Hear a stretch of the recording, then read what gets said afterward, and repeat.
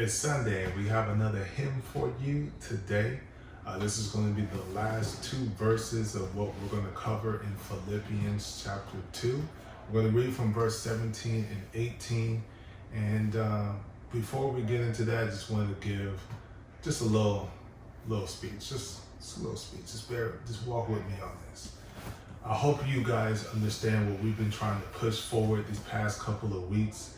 And that is Christ's example of humility. This is all about humility, and we wanted to dive deep in this, considering everything that is going on in the world and show how dope God really is. He has gone, as you walk through this second book with us, you see what it is that he's been doing. He's showing the utmost and extreme example of humility. The man has all the power in his hands. He saw yesterday, he saw today, he sees tomorrow, and has done the things necessary to still give us the opportunity for salvation 2,000 years, 3,000 years, however he sees fit into our future. So that is truly powerful. God is truly, truly dope. And I wanted to speak on the humility of the people that came before us. They sacrificed a lot to put us in the position that we even are today.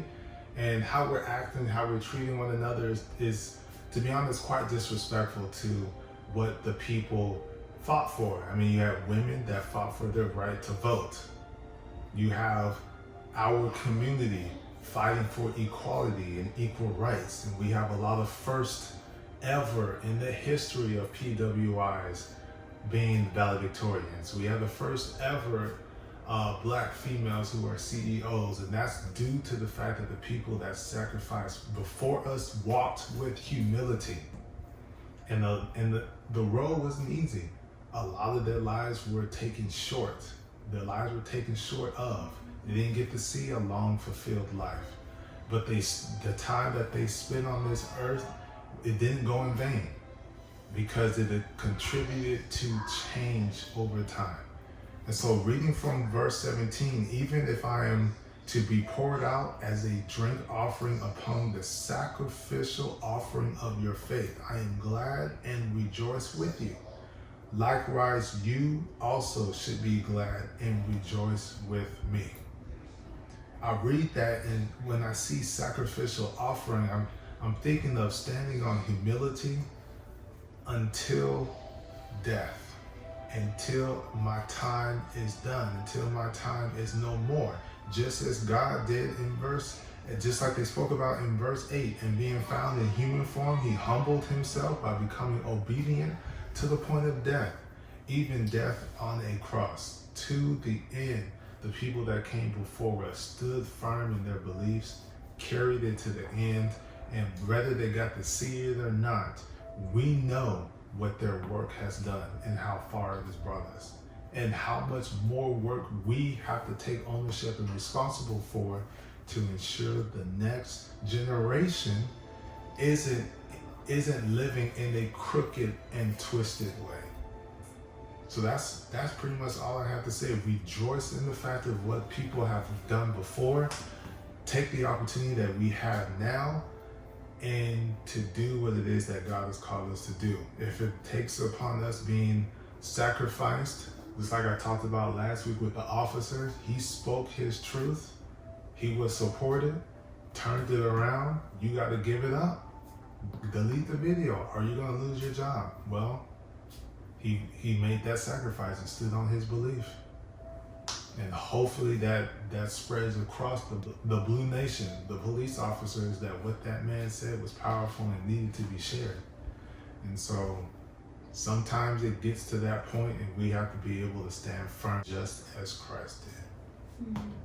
So in reading the scripture and hearing the scripture, what I hear, what I feel is somebody who's dedicated their life to be a servant, who is completely and absolutely 100% okay with being a sacrifice to those that they've served, in order for those that they served to continue to grow in a positive manner.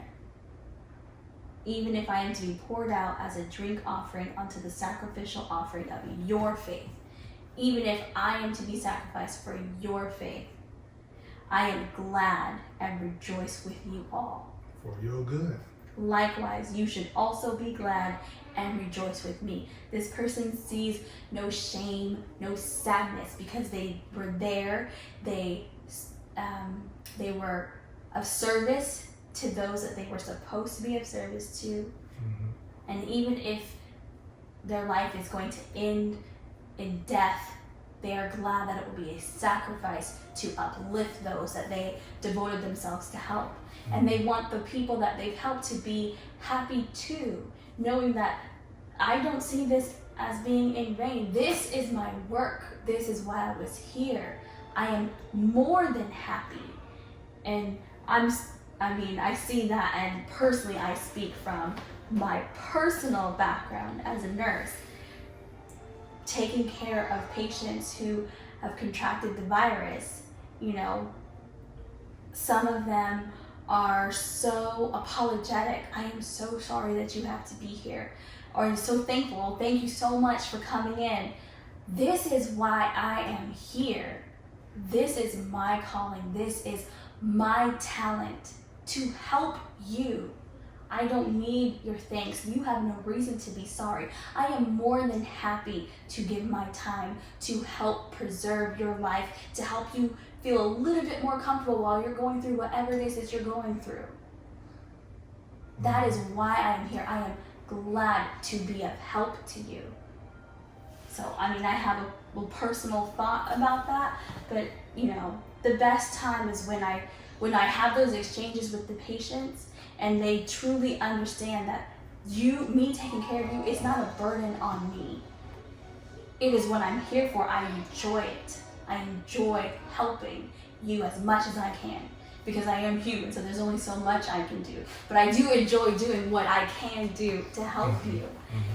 And to have them understand that and see their outlook change, and they feel a little bit better, a little bit more pep in their step,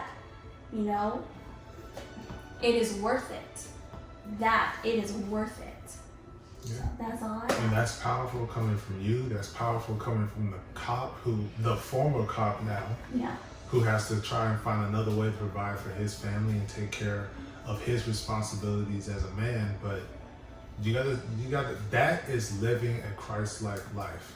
Working with humility, speaking what it is that needs to be spoken, and standing firm on what it is that you speak. And what you're sharing, what he shared, what all of us we should do, we should stand firm in our positive, forward-thinking, progressive, unified thoughts, and stand on it to the end. And we will ultimately receive the reward of all rewards, and that is everlasting life.